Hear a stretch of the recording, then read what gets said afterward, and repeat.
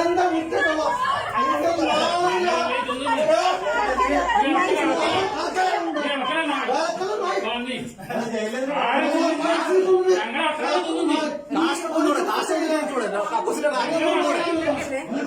അവര് പറഞ്ഞു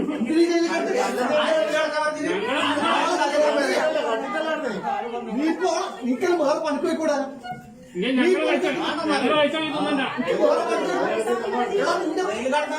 നിനക്ക് വേറെ പണിക്ക് പോയാൽ ചെറ്റത്തരം കൊണ്ടല്ലേ ഈ പണിയല്ല വേറെ പണിക്കോ വീട്ടിലേതോ